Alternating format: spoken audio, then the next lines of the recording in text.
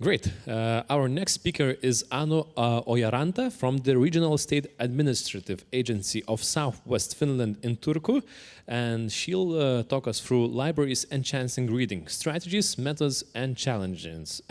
So we are digging deeper into the topic. Let's give a round of applause for our speaker, Anu.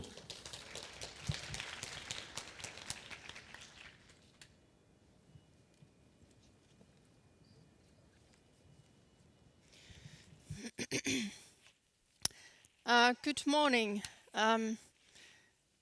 Thank you, everybody. This is an honor to be giving the opening presentation of this conference.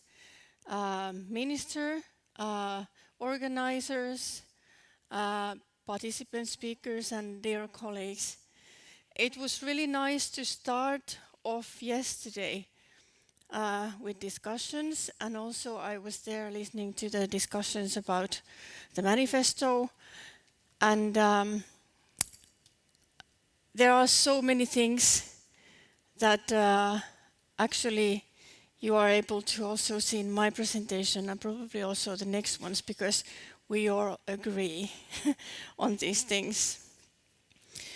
But yes, I come from Finland. There are 6 regional agencies at the moment, and I come from Turku, and I just shortly the presentation. Okay, there. Okay, thank you. What do I do? We are going to move to a 2,000-person national agency in 1 month. We are now 6, so we have a huge organization change going on.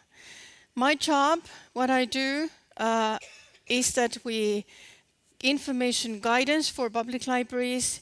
We follow the implementation of Public Libraries Act in our regions. We grant state funding for projects. We gather data from statistics, and we do national evaluations of basic services. And we have international activities and collaboration, and we organize further education for librarians in the whole Finland. So this is to start off so that you know from which background I come from. My background actually is librarian. I have been on the field working in libraries over 30 years. And so libraries, school libraries, reading, literacy, information literacy, information influencing, these are the things that I feel most closest to in my professional background. Finland got a national literacy strategy a couple of years ago. The vision states that Finland will be the most multiliterate country by 2030. The mission statement reads that a literary way of life is the basis for equality, education, and equity and equality and well-being. I wanted to open the equity and equality and well-being furthermore. It is the right to learn, to practice and develop multiliteracy regardless of one's language, family background, gender, learning difficulty, disability, wealth, and place of residence. And well-being aspects of library in Finland is really coming up stronger at the moment. So it is a diverse linguistic and cultural environment, a strong multiliteracy building well-being and sense of community. And this is something that we are at the moment acting actively towards putting it into practice, and libraries and municipalities are also getting funding for making this happen in municipalities. But then we come to what is literacy and reading skills, the history in Finland, and I am going to make a little provocative statement, or I'm going to something to think about. because reading and writing skills of the great public for everybody was not common. It was a privilege of the clergy and the gentry. So only those on the highest level of the society were able to read, were able to buy books and own books. And in 1886, elementary school statute took things further in Finland, but the economic situation was still a barrier to a lot of families. But the statute of compulsory education in 1921 in Finland changed things for everybody. From that onwards, all children went to compulsory elementary school education. So, the common literacy skills of Finns, it's only 100 years old. In the history of literacy, this is just a blink of an eye. We go back to Egypt or other old cultures who had their own language and reading and writing skills. Is this a historical anomaly, a phase that everybody should be able to read? Because actually the history of that is quite short. But our society is built on universal literacy skills, and therefore we cannot fold in the front of the challenges of deteriorating literacy skills. We have to go on, we have to work towards making everybody literate and develop literacy skills. Aleksis Talusjärvi, who is the Finnish educator and reading activist, as he calls himself, says that literacy skills are a survival skill. And public libraries are the foundation of a safe, supportive and an inclusive society. Libraries here and librarians are the ones who actually can make a difference. The challenges of our time of brain rot, artificial intelligence slob on the web, and that's effects on reading and learning. Reading skills have pointed down for several years, which has caused concerns in nation states almost globally. The challenge of accumulating use of social media and explosive use of artificial intelligence has caused real concern and headache, especially for teachers, because students were actually the ones who were the first to take ChatGPT to use when they were doing homework. So teachers are in real trouble, and we saw a lot of different strategies. Teachers started to do that. From now on, we will write the essays here in class with pens in front of the teacher so that nobody can use ChatGPT. So is that a strategy? Probably not, but it's a reaction to the use of artificial intelligence. People are looking for easy answers, so are students looking for easy answers.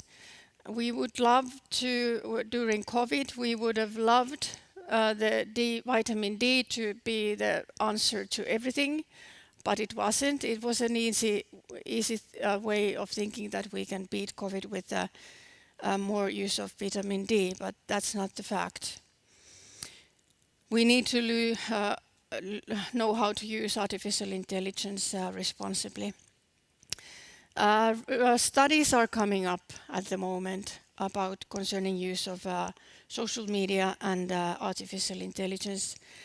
For example, there was a study done with the gymnasium students that there is indication that the use of social media and artificial intelligence are connected to reduced cognitive performance. Children who used social media more than 3 hours a day performed worse in reading, memory and vocabulary tests than those who used social media for an hour a day. This is not something that we can solve as libraries. This is not something that the school can solve as their own. This is a task for the whole society, and we can even call the technological companies with us to solve this problem. This is a real challenge for the future learning of our society.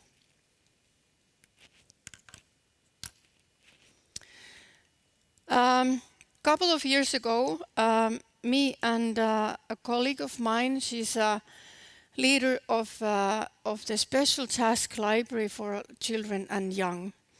We started to think, because we already in 22 we got again PISA results, and before the publication of the results I was feeling quite positive. I felt that we have done so much that the curve needs to start climbing up again. But no, it started still pointing downwards. And me and Mervi, we started to think that what are the actions that our colleagues in neighboring countries have done in order to enhance reading and literacy? What actions have been taken? So we contacted people we know from Norway, Sweden, Denmark and Estonia to ask for questions that what actions have been taken to enhance literacy skills. And it was not an academic study, it was just to map out things and take things further and trying to understand what's going on. So it was a very small scale interviews. We created 4 blog posts in Finland, and there is a list of sources in the at the end of my presentation. So if somebody is actually interested in, so I can even set those blog posts. You can use artificial intelligence to translate it into something else because it's in Finnish. So we did these interviews a couple of years ago, and when I knew that I'm going to come here and I'm going to talk about it. I did a little review, how are things at the moment, and did a little update. I only took very large scale examples. I didn't because there were a lot of smaller activities. For example, many countries are connected to early reading support, for example, for small children. So I'm not naming a method, but just these large-scale activities. And just the fact remains, numerous national programs, structures, different forms of financing has taken place during the nearly 10 years. Finland has a national reading center. We have national reading strategy. We have financing connected to the reading strategy. We have project financing from different sources. One of the sources is the agency where I work. We divide more than 2 million euros a year for projects in libraries regarding enhancing democracy in libraries, enhancing reading in libraries, and also supporting self-service kind of libraries. I'm not going to start opening up the term self-service because it's not really self-service, but these activities and then strategical projects. We have a special task library for children and young who have the task to keep up on the research regarding reading for and literacy for children and young. These are the big ones. Sweden has a reading council since 21. Inside Cultural Council, several national programs, a lot of financing to make this happen. Sweden and Norway and Denmark have a very strong school library initiative as well, and legislation. That is something that Finland does not have. So Sweden has a legislative, school libraries are mandatory. There is a legislation and financing to make this happen, and further education. Denmark has a national program, yearly financing for projects, and financing also for collaboration of public libraries and school libraries. Norway has a national reading center, strong library strategy, also for children and young people, and Time for Reading program. This is only one short view to what has been done. As you can see, this has all been taking a lot of financing. There's a lot of money that has been already put to enhancing literacy and reading for all these countries. One of the interviewers said that a lot of work has been done, but a little too late. And I was back then thinking that is this an issue of forecast work? Are libraries doing forecast? What is going to be the situation in 5 years? What is going to be in 10 years? Were we able to see this coming? Or what is this about? One person brought up that there would be, well, would we actually be without these massive actions? Would we even see worse numbers when it comes to literacy skills? And I was thinking that maybe these activities just have a long tail. It just takes time before all these millions of euros actually we will see the results in PISA or other big measuring studies. But one issue to consider, what we also were discussing with Mervi, is that are we actually reaching those people that are in most need for reading support? That are actually some of the projects that we are financing, are they directed to those who already know how to read, are engaged with reading, like reading? Are we actually facing the right customers? Are we finding the right customers? Are we, in a way, I'm sometimes provocative, and this is me being provocative. Are we taking the easy way out?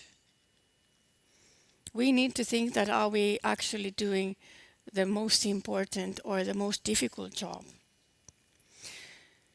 And the thing is that financing and programs they don't solve the problems on their own.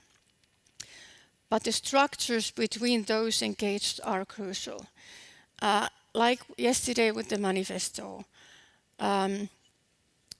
It's a great program, it's a great manifesto, it is on the spot. It is lifting up those things that are most crucial, but what happens next? How are you going to implement it? How is it going to show? That's where all the things are going to, that's when the work starts.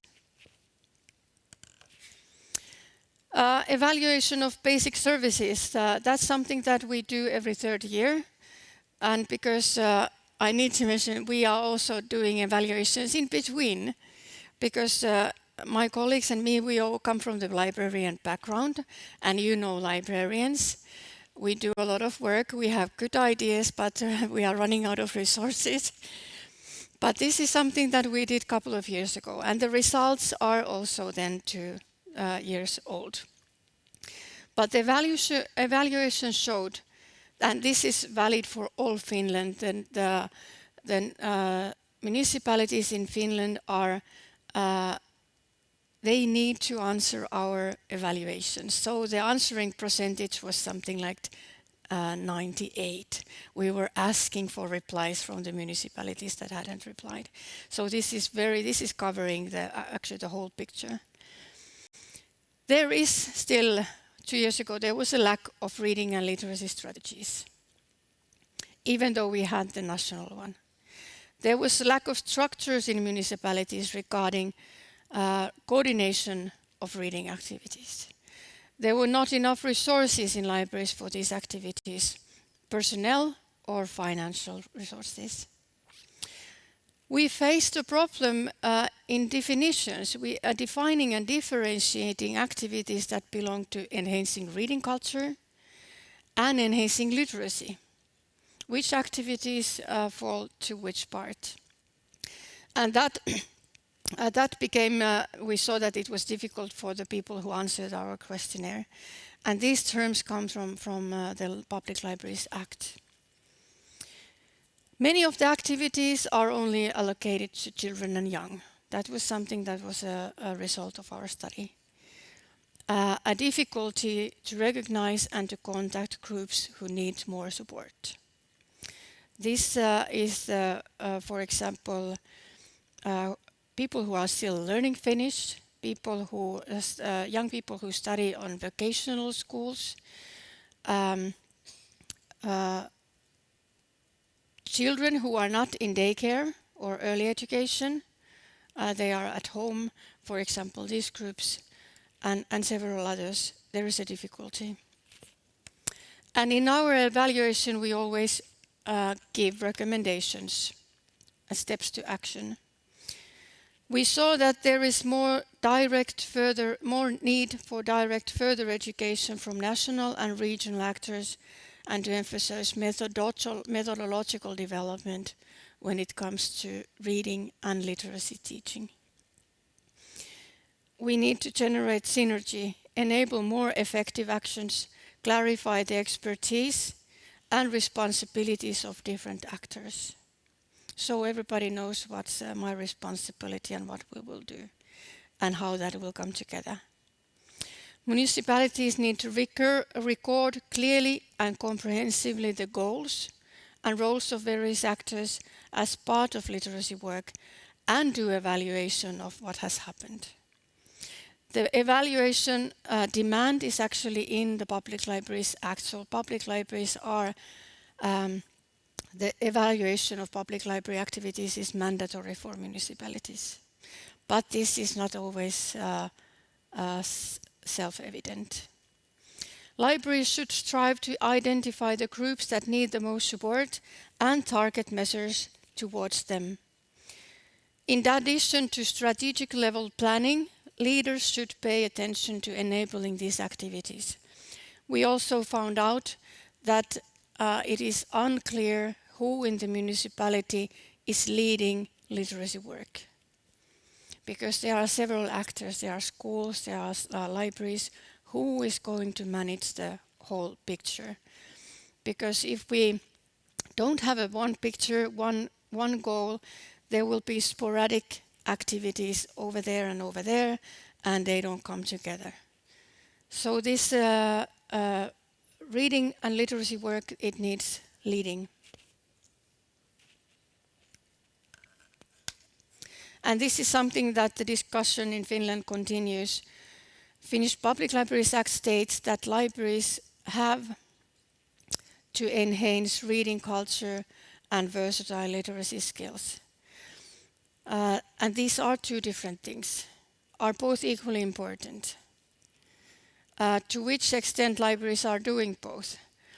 At the moment, reading culture probably has prevailed, sometimes perhaps at the cost of enhancing literacy skills. So this is something that we have actually stumbled across quite recently, and we see that enhancing literacy needs more pedagogical approach for libraries. There are projects going on at the moment who are creating pedagogical story times and also story times that have been connected to early education curriculum. So how will library be able to support, for example, the curriculum of early education? But this is an activity that will continue. The earlier picture that I had with the sewing machine, it was from our study trip to Stockholm. It was a young people's department at Tranströmer Library in the center of Stockholm. And this is one library that had street signs to Hogwarts, to Narnia and the Land of Oz and so on. So there is still things to be done when it comes to differentiating what are the literacy actions and reading actions we are taking.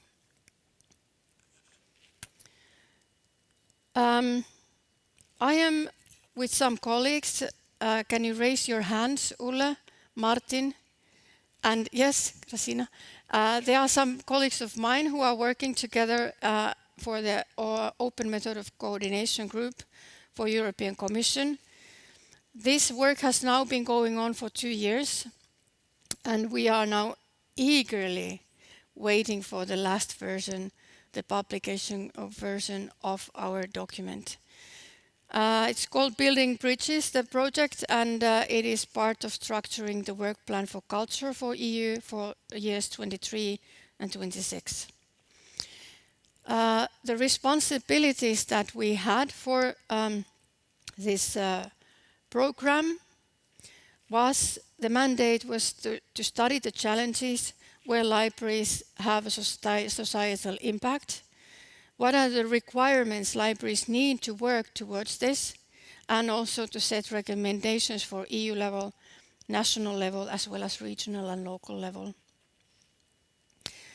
And we also did very extensive data collection when it comes to European library statistics, library legislation in Europe, and also we started to map out societal challenges where libraries can play a role.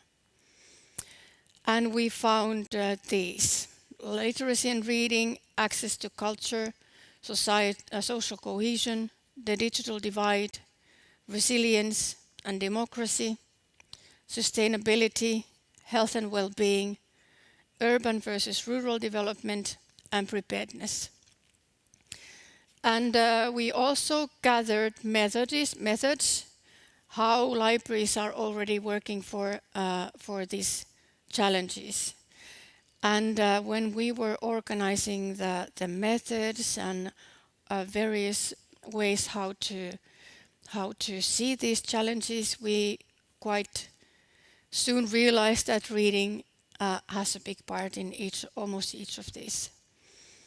There is access to culture is easier if you have good literacy and reading skills. Social cohesion, to be a part of a community if you have good literacy and language skills. Digital divide, you need to have literacy skills before you have digital literacy skills. And resilience and democracy and preparedness.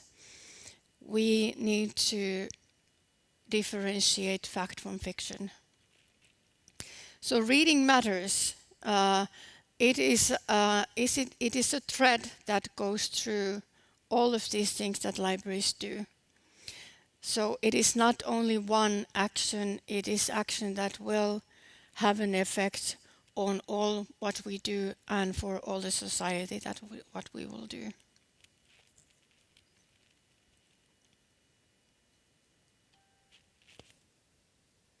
The document will probably come out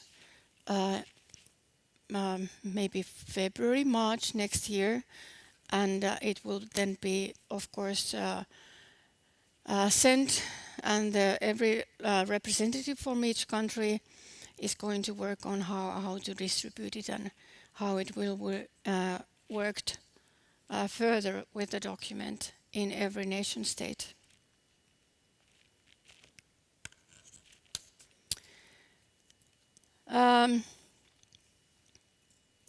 Libraries, key to a literate society, as the conference says. We also need to take a stand to this issue. To be able to read is also to be free from information influencing and disinformation. One of the most meaningful aspects of reading skills in our time is that we will not be fooled. And this is quite important at the moment. We need to have broad literacy skills because they are a key to a democratic society. There has been, people have been saying that Finland is protected because of high media literacy education and broad basic literacy or basic learning, and also at the moment of artificial intelligence, our language is rare, so that language models are not really up to date to make information influencing with artificial intelligence. You will spot the language quite easily that it's mistaken or it's been translated by a machine. But we need pro-literacy skills to be able to work in a democratic society and make information-based decisions when it comes to elections or when it comes to decisions in your own life, which way you will go and how you will work further. Everything needs literacy skills. And we know that for children, for example, the basic reading skills enhance learning across the curriculum, from math to social sciences.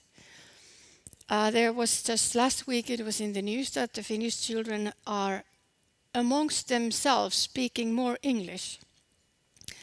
And of course, my generation was stunned. And the children said that it's sometimes difficult to remember the word in Finnish, so they will use English instead. So you have small language areas. Finland is one of the small language areas. We also need to make sure that the children understand what they read.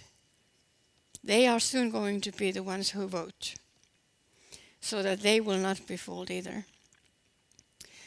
We need to learn more about artificial intelligence in a more profound way and about its effects. It's not anymore, we are starting to spot pictures that have been made with artificial intelligence. And, but it's a swamp. We need to really do work on that and educate our customers. Because the libraries are the only actors in the municipality or in our communities who are able to reach the whole of the society. Libraries are therefore a key to a conscious society as well. Not only literate society, but also conscious society. And to finish off my presentation, how to meet the needs and tackle the challenges. Strategies are not enough. It's not enough. We need to do research-based planning and development. We need to need more targeted professional further education, secure resources for this work, secure that we have enough professional people working in libraries to do all this. We need to make sure that programs and financing are correctly directed according to needs. Strategies need to be put to work on all fronts: libraries, schools, early education, child health clinics, communities, third sector, families, youth organization. This is a task for all of us. And libraries are the #1 national actors, need to take a lead to large-scale collaboration and working together, also on international collaboration building. And I need to kind of, when I was listening to the manifesto, if you allow me to say this, because you're all librarians, I'm a librarian, this is like preaching to the true believers. You already know this. But how we will make the others to know this too, that is the key. That was something that I just now was thinking before I came here, that we know, but we need to make the others know too. The decision makers, the ones, the schools, the municipal decision makers, everybody. And that's why I'm going to finish this off with that. Are you ready to do this work? Thank you.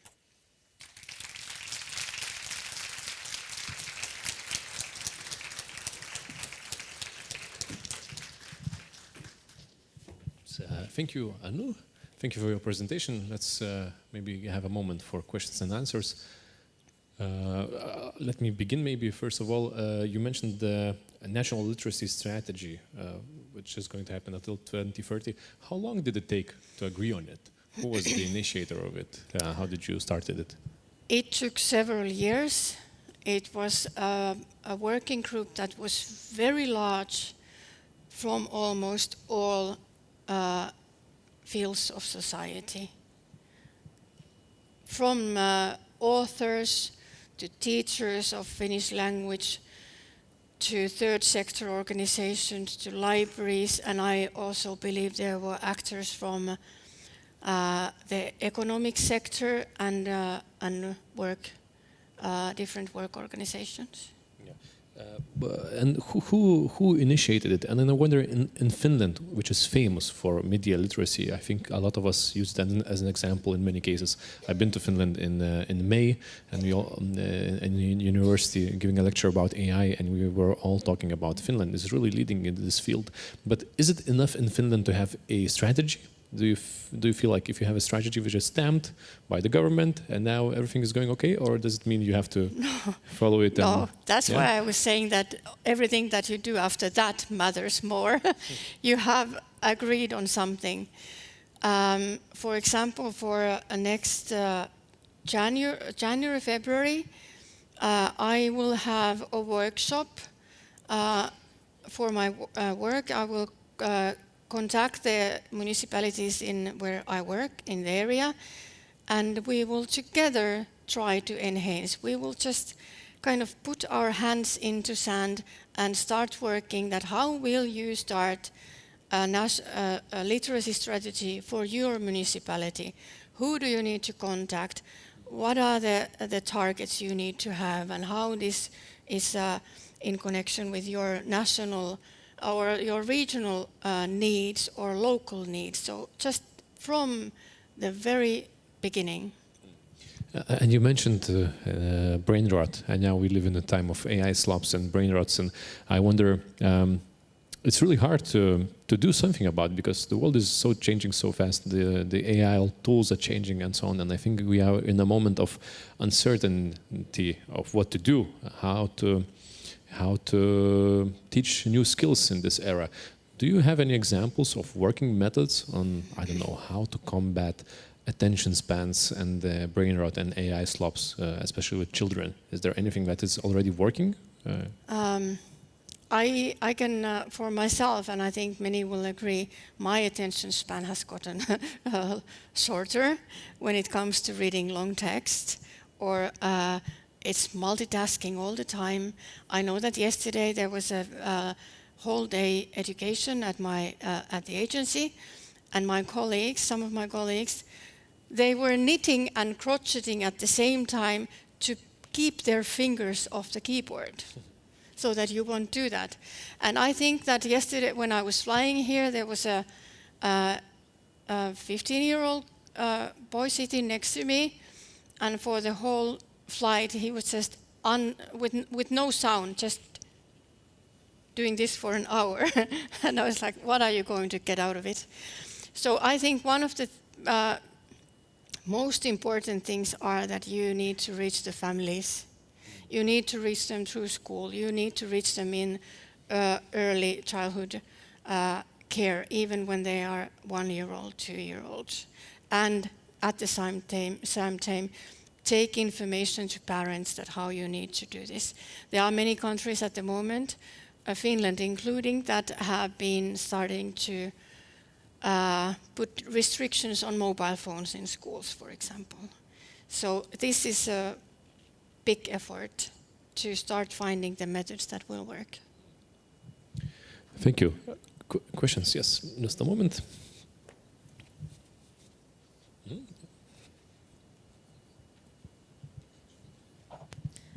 Hello. I wanted to ask about time of burnout that you discussed earlier. The social media platforms and the AI, for me, it seems that couldn't be in the same basket. So social media intentionally are designed to be addictive, while AI is just neutral tool that can be used for creativity, reading, and critical thinking. So I wonder, do you see AI more of a friend or a challenge for librarians and educators? Thank you. Of course, it is a challenge for like teachers. They were trying to restrict it. We can't do that anymore. We need to learn how to use it. And where I mentioned these things, it was in these studies that were you see find the source in the end of my presentation. Can I go backwards with this? It's not there anymore.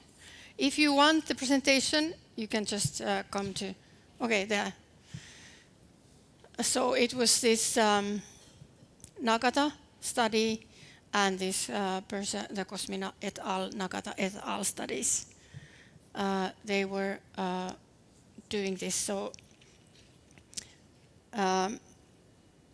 young people have been trying to find easy way outs for information seeking. And I need to give you an example. There was Finland has asked the librarian service for the whole nation. And libraries are not, they are a little bit reluctant to engage into answering in this as the librarian service. And we have now realized that the answers that are now given in the Ask Librarian service are quite bad in quality. The librarians are using Google and AI in their answers. So kind of that we need to, as librarians, also kind of regulate ourselves, that we need to know, we need to be the ones who knows how to seek information, because we need to teach the others. Thank you. More questions? Thank you for the presentation. I'm from Latvia. I think we all are on the same plate, dealing with challenges and difficulties. But I have one provocative and maybe rhetorical question. You said in your vision that you want to become a most multilateral country in 2030. It's like the same Sustainable Development Goals, Agenda 2030. You have 4 years left. So how do you think, how far are you to reach this goal? Thank you. Very good questions.